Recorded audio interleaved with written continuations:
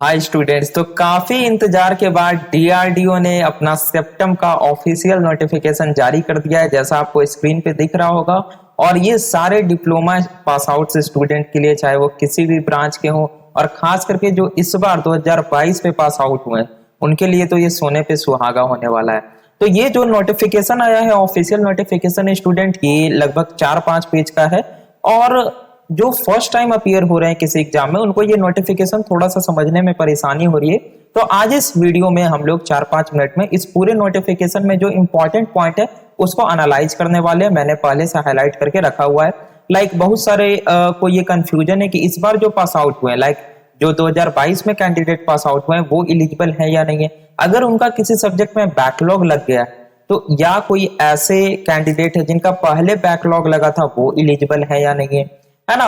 और अगर हम कहें कि कोई बीटेक कर रहे हैं, जैसे कि लगभग सारे कैंडिडेट क्या करते हैं, डिप्लोमा के बाद बीटेक का कोर्स करते हैं। तो जो लोग बीटेक कर रहे हैं या जो बीटेक पास आउट हैं, क्या वो इलिजिबल है या नहीं है। कौन कौन सा डॉक्यूमेंट्स लगेगा हमें ऑनलाइन एप्लीकेशन को फिलअप करने के लिए, रिजर्वेशन का क्या क्राइटेरिया है। ओबीसी की अगर हम बात करें तो वहां पे नॉन क्रीमी लेयर क्या है, एससी एसटी, है ना। और यहाँ पे हम लोग देखेंगे कि आखिर सिलेक्शन का प्रोसेस जो सीबीटी 1 और सीबीटी 2 है, ये क्या होता है। जो नए कैंडिडेट हैं जो इस बार पास आउट हुए हैं, उनके लिए एकदम नया चीज होगा कि सीबीटी 1 और सीबीटी 2। तो टीयर 1 टीयर 2 प्रोसीजर क्या है, थोड़ा सा हम लोग समझेंगे और सिलेबस को लास्ट में जानेंगे कि आखिर इसका सिलेबस क्या होने वाला है। तो बने रहिए वीडियो के अंत तक। स्टार्ट करते हैं हम लोग आज के अपने वीडियो को। तो अगर एडवर्टीजमेंट पे हम लोग थोड़ा सा नजर डालें, सबसे पहले तो लिखा हुआ है क्रूशियल डेट ऑफ एलिजिबिलिटी 23 सितंबर 2022। इसको एकदम ध्यान से समझना है।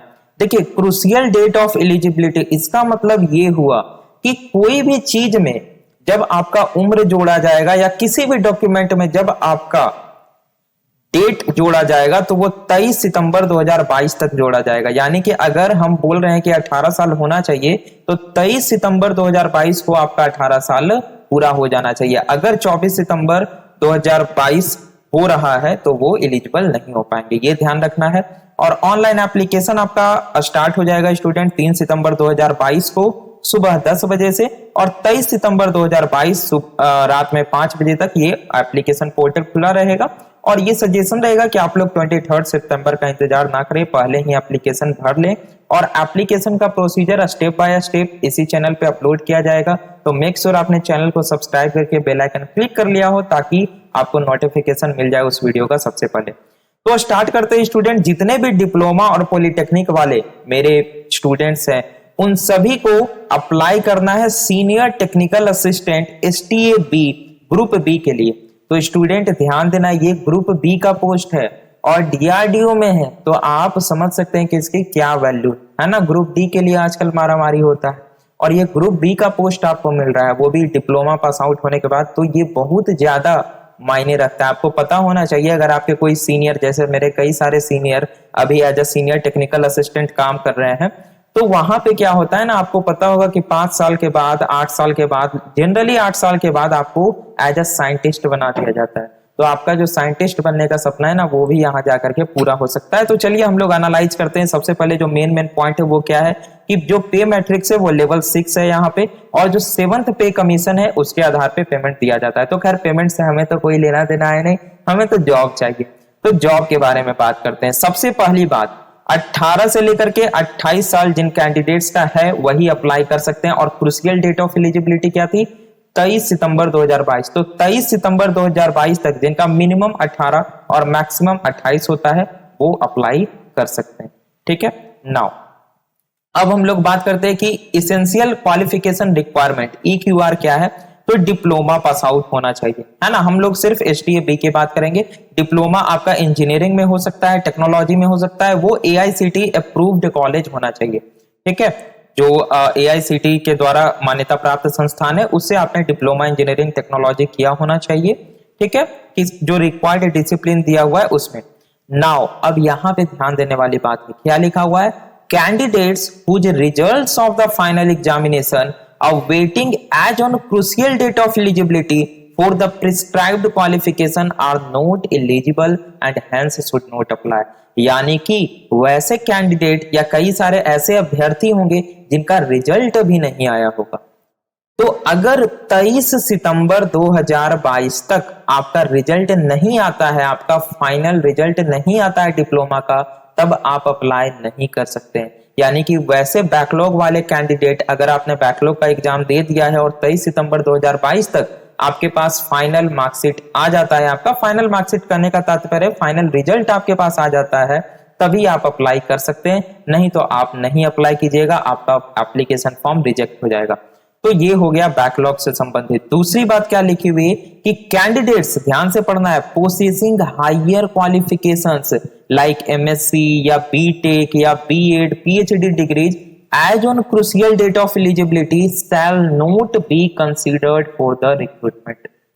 अब देखिए यहां पे काफी सारे बच्चे कंफ्यूज हो जाते हैं, जो बीटेक कर रहे हैं ना वो भी अप्लाई नहीं करते हैं। नहीं, यहां पे क्या कह रहा है कि कैंडिडेट्स पोसेसिंग हायर क्वालिफिकेशन, वैसे कैंडिडेट्स जो हायर क्वालिफिकेशन कर रहे हैं उन्हें अप्लाई नहीं करना है। लेकिन एक मिनट, हम हायर क्वालिफिकेशन कर रहे हैं ये हम बताएंगे तभी ना। तो यहां पे देखिए बेसिकली होता क्या है, देखिए इसे गलत नहीं लेना है, गलत मायने में। यहां पे बेसिकली होता क्या है, मैं इंफॉर्मेशन के लिए बता रहा हूं कि अगर आप बीटेक कर रहे हैं और अगर आप पास आउट नहीं है, बीटेक पास आउट, तब आपको इसके लिए अप्लाई कर देना है, ठीक है। और जब आपका सिलेक्शन हो जाता है, फाइनल सिलेक्शन, तब आपको बीटेक कॉलेज से लीव कर देना है और सारा डॉक्यूमेंट जाकर के वहां पे सबमिट कर देना है। जब आप डीआरडीओ का एप्लीकेशन फिल करेंगे तो हायर क्वालिफिकेशन में आपको डिप्लोमा भरना है, ना कि बीटेक भरना है, ठीक है। तो आप यहां पे अप्लाई कर सकते हैं। लेकिन वैसे कैंडिडेट जो बीटेक भी पास आउट कर चुके हैं, यानी उनका ग्रेजुएशन डिग्री भी कंप्लीट हो चुका है बीटेक से, तो वो अप्लाई नहीं कर सकते। अगर आप अप्लाई कीजिएगा तो आपका फॉर्म ऑब्वियसली रिजेक्टेड हो जाएगा, ठीक है। ये हो गया बीटेक से संबंधित सूचना। नाउ अब हम लोग बात कर लेते हैं कि किस किस ब्रांच में कितनी कितनी सीटें हैं थोड़ा सा। तो मेन जो ब्रांच होता है मैं सिर्फ उसकी बात करूंगा। सबसे पहले ऑटोमोबाइल इंजीनियरिंग है, काफी कम सीट है, तो कोई यहाँ पे प्रॉब्लम नहीं है। और यहाँ पे देखिए सिविल इंजीनियरिंग है। देखिए ऑटोमोबाइल इंजीनियरिंग में यहाँ पे ऑटोमोबाइल और मैकेनिकल कुछ लिखा हुआ है, लेकिन मैं आपको बताऊंगा जितने भी ऑटोमोबाइल और मैकेनिकल वाले हैं, आप इस पोस्ट कोड के लिए अप्लाई ना करें। मैकेनिकल का सबसे ज्यादा सीट आया है डीआरडीओ में, ठीक है, और कंप्यूटर साइंस सेकंड हाईएस्ट है। सो यहाँ पे उसके बाद सिविल इंजीनियरिंग है। सिविल इंजीनियरिंग में भी टोटल 25 सीटें हैं। आप यहाँ पे क्राइटेरिया वाइज देख ले। देखिए एससी और एसटी ये शेड्यूल्ड कास्ट और शेड्यूल्ड ट्राइब है। आपको ध्यान देना है कि डीआरडीओ सेंट्रल गवर्नमेंट का एक ऑर्गेनाइजेशन है, तो आपको कास्ट के लिए सेंट्रल गवर्नमेंट के द्वारा जो भी ऑथोराइज्ड कास्ट है आपको उसका सर्टिफिकेट चाहिए होगा। अगर आप बिहार सरकार का या आप जो भी स्टेट में रहते हैं, अगर आप उस गवर्नमेंट का, स्टेट गवर्नमेंट का सर्टिफिकेट लेकर जाएंगे तो वो वैलिड नहीं होगा। अगर मैं बिहार सरकार का लेकर जाता हूं कि मैं जनरल का तो नहीं होता, जैसे मैं बीसी कास्ट का हूं या जो भी हूं एससी एसटी, तो वो वहां पे एलिजिबल नहीं होगा। इसलिए आपको ध्यान देना है। तो आप चेक कर लीजिएगा कि एससी एसटी जो है वो सेंट्रल गवर्नमेंट में आ रहा है या नहीं आ रहा है। ओबीसी में वही अप्लाई कर सकते हैं जो कि नॉन क्रीमी लेयर के अंदर आते हैं। तो आप जाकर के चेक कर लें कि आपका कास्ट जो है वो सेंट्रल गवर्नमेंट के द्वारा जो नॉन क्रीमी लेयर कास्ट बताया गया है उसमें आता है या नहीं आता, और आप अपना अप्लाई करके बनवा लें। ईडब्ल्यूएस जो जनरल है और जिनका सालाना है 8 लाख से कम है, और अनरिजर्व तो सारे लोग आ जाते हैं। चलिए, तो इसके बारे में आप लोग समझ गए कि कैसे कैसे वैकेंसी जो है अलग अलग कास्ट के आधार पे होने वाला है। नेक्स्ट है सिविल इंजीनियरिंग। सिविल इंजीनियरिंग में आप देख लेते हैं, मेनली मैं बात करूंगा अभी कंप्यूटर साइंस की, क्योंकि मेरे सारे जो मैक्सिमम स्टूडेंट्स है वो कंप्यूटर साइंस के हैं। तो देखिए स्टूडेंट यहाँ पे थोड़ा सा कंपटीशन टफ होने वाला है। कंप्यूटर साइंस का पोस्ट ज्यादा है तो कंपटीशन टफ कैसे हो जाएगा, क्योंकि उनको भी एलिजिबल कर दिया गया है जो बीएससी डिग्री किए हुए हैं इन कंप्यूटर साइंस। यानी कि जो बीएससी इन कंप्यूटर साइंस किए हैं वो भी अप्लाई कर सकते हैं, ठीक है। नाउ हम लोग बात करेंगे, हम लोग पॉलिटेक्निक के स्टूडेंट है, तो डिप्लोमा इन कंप्यूटर साइंस ध्यान देना है, या डिप्लोमा इन कंप्यूटर साइंस किन्हीं किन्हीं का इंजीनियरिंग होता है, किन्हीं किन्हीं का कंप्यूटर साइंस टेक्नोलॉजी होता है, या किन्हीं किन्हीं का इंफॉर्मेशन टेक्नोलॉजी होता है। तो ये तीनों ब्रांच जो है कंप्यूटर साइंस के, computer science engineering, computer science technology और इंफॉर्मेशन टेक्नोलॉजी, ये तीनों अप्लाई कर सकते हैं। बस क्या है कि एआईसीटीई से अप्रूव्ड होना चाहिए। नाउ अब यहाँ पे कई सारे कैंडिडेट्स कंफ्यूज होते हैं कि हमने बीसीए कर रखा है, हमने एमसीए कर रखा है, क्या हम अप्लाई कर सकते हैं? नहीं, यहाँ पे साफ साफ शब्दों में लिखा हुआ है कि DOEACC, BCA, MCA are not eligible. तो अगर कोई कैंडिडेट बीसीए किए हुए है या एमसीए किए हुए तो वो अप्लाई नहीं कर सकता है। अगर आप बीएससी डिग्री किए हुए हैं कंप्यूटर साइंस में तभी आप अप्लाई कर सकते हैं। और इसमें स्टूडेंट टोटल 167 सीट है, सेकंड हाईएस्ट है। ठीक है, काफी अच्छा वैकेंसी है। मैं कह रहा हूं ना, जो इस बार पास आउट हुए हैं उनके लिए सोने पे सुहागा होने वाला है। चलिए, इलेक्ट्रिकल एंड इलेक्ट्रॉनिक्स थोड़ा सा यहाँ पे कंफ्यूजन होता है, मैं 1 मिनट में कंफ्यूजन दूर करूंगा। देखिए, इलेक्ट्रिकल इलेक्ट्रॉनिक्स का टोटल 3 तरह का ब्रांच होता है। एक तो हो जाता है सिंपल इलेक्ट्रॉनिक्स, ठीक है, इलेक्ट्रॉनिक्स आप देख लीजिएगा स्पेलिंग। दूसरा होता है ईसी, इलेक्ट्रॉनिक्स एंड कम्युनिकेशन, और तीसरा होता है ट्रिपल ई। तीनों का अलग अलग पोस्ट कोड है। अगर आप थोड़ा सा भी गलती कर दीजिएगा post code online application fill करने के समय, तो आपका रिजल्ट आने के बाद भी आपको रिजेक्ट कर दिया जाएगा और उस समय काफी तकलीफ होता है। तो आपको ध्यान से समझ लेना है कि जो भी ईसीई के candidate electronics and communication engineering के 1 मिनट, जो भी ईसीई के कैंडिडेट्स हैं इलेक्ट्रॉनिक्स एंड कम्युनिकेशन इंजीनियरिंग के, वो अप्लाई करेंगे पोस्ट कोड 0111। ये देखिए है ना, इलेक्ट्रॉनिक्स और electronics and communication, electronics and telecommunication, वो इसके लिए अप्लाई करेंगे। आपका 192 सीट सबसे ज्यादा है। और दूसरा जो कि इलेक्ट्रिकल एंड इलेक्ट्रॉनिक्स इंजीनियरिंग के है, वो अप्लाई करेंगे इसके लिए, यानी कि जिनका ट्रिपल ई, ठीक है, जिनका सिर्फ इलेक्ट्रॉनिक्स है वो भी अप्लाई करेंगे इसी के लिए। तो या तो इलेक्ट्रॉनिक्स हो या आपका ईसीई हो, आप इसके लिए अप्लाई कीजिएगा। लेकिन जिनका ट्रिपल ई है वो इस पोस्ट कोड में अप्लाई नहीं कर सकते, वो अप्लाई करेंगे इस पोस्ट कोड के लिए।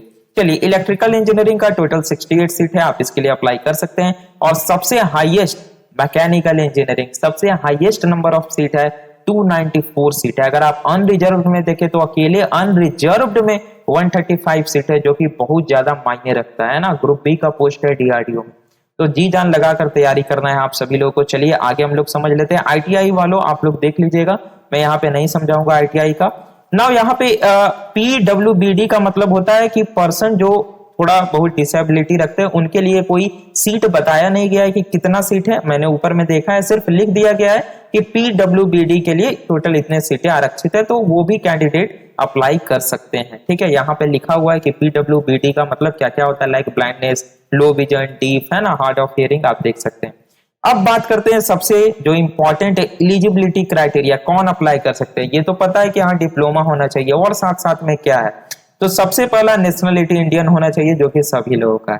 ठीक है, दूसरा इसेंशियल क्वालिफिकेशन रिक्वायरमेंट, EQR क्या होना चाहिए, तो EQR क्या होना चाहिए कि आपका जो कंप्लीट होना चाहिए डिप्लोमा जो है वो कंप्लीट हो जाना चाहिए क्रूशियल डेट, यानी कि 23/7/2022 को।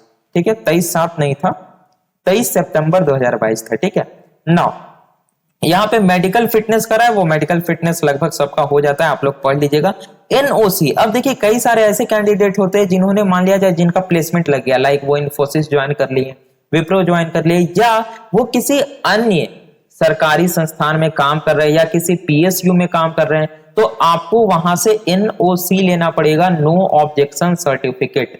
अब ये एनओसी क्या होता है, मीन्स कि आप जो है स्वतंत्र हैं किसी भी कंपनी में ज्वाइन करने के लिए, आप इस कंपनी के अंदर बाध्य नहीं, ये होता है एनओसी का मतलब, आपको वहां से लेना पड़ेगा। चलिए आगे, रिजर्वेशन के बारे में मैंने बता दिया, लेकिन ओबीसी वाले कैंडिडेट्स को ध्यान देना है। ओबीसी के कैंडिडेट्स ध्यान दीजिए, वही ओबीसी में अप्लाई कर सकेंगे जो कि सेंट्रल गवर्नमेंट के फॉर्मेट के अनुसार क्रीमी लेयर में फॉल नहीं करते, यानी जो नॉन क्रीमी लेयर में हैं। आप एक बार चेक कर लें जा करके, और अगर आप नॉन क्रीमी लेयर में आते हैं सिर्फ तभी आप ओबीसी पे टिक करें, नहीं तो आप यूआर पे टिक करें स्टूडेंट, यहाँ पे खास ध्यान रखना है। चलिए आगे हम लोग देख लेते हैं कि यहाँ पे लिखा हुआ है हाउ टू अप्लाई, 3 सितंबर से आपका स्टार्ट हो जाएगा, 23 सितंबर तक चलेगा। आप लोग इसके पहले कर ले अपना कौन कौन सा आपको डॉक्यूमेंट्स चाहिए होगा ऑनलाइन एप्लीकेशन फिल करते के समय। हालांकि इस चैनल पे आएगा वीडियो स्टेप बाय स्टेप कैसे आपको एप्लीकेशन को फिल करना है। 3 सितंबर को या 4 सितंबर को वीडियो आ जाएगा। तो देखिए सबसे पहले तो क्वालिफिकेशन में आपको डिप्लोमा का सर्टिफिकेट चाहिए होगा।